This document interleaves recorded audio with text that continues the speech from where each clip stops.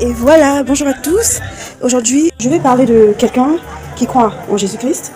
Donc, c'est un chrétien qui vit la parole, qui, dans sa vie, a fait une erreur, a commis une faute, et qui regrette de l'avoir fait parce que selon lui, selon son cœur, il n'est pas convaincu d'avoir bien agi devant la face du Seigneur.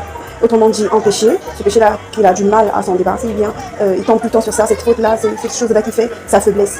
Parce que ce n'est pas louable à Dieu que nous faisons, que Dieu n'est pas content de ça. Moi, c'est comme ça que j'explique en péché. Donc, quelqu'un qui fait un acte, un truc, qui, avec sa conscience, se dit que là, en tout cas, mon Dieu ne sera pas content de ce que j'ai fait, de négocier un pardon, de présenter ses excuses, d'ouvrir son cœur et puis de lui parler de comment il se sent face à face de cette situation-là, comment la personne s'est sentie avant cet acte, comment a été son vécu, sa vie, ses décisions, et après, qui a remarqué certainement, compte tenu de son avancée spirituelle avec le Christ, ça a chuté et donc décide de faire un autre pas en avant pour ne plus regarder en arrière, avancer, continuer dans cette voie-là pour ne plus tomber. Voilà, et avec la voix en pleurs.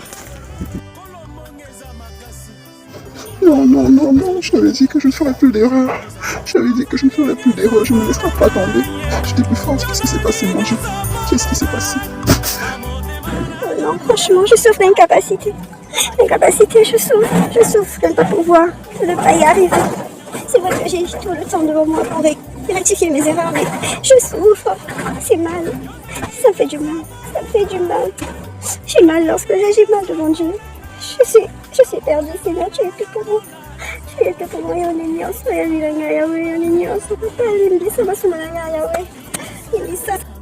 J'ai même souvent été appréciée par des inconnus. Plusieurs personnes m'apprécient, plusieurs personnes. Voyons-moi ce que Dieu met devant leurs yeux pour qu'ils voient la grandeur de l'Éternel.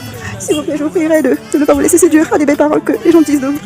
Si l'Éternel laisse qu'on puisse vous trouver aussi bien, c'est pour qu'il puisse vous récompenser de lui avoir servi, de le faire confiance, c'est pour qu'il vous stabilise, qu'il vous donne sa paix. Mais ces paroles, cette admiration peut aussi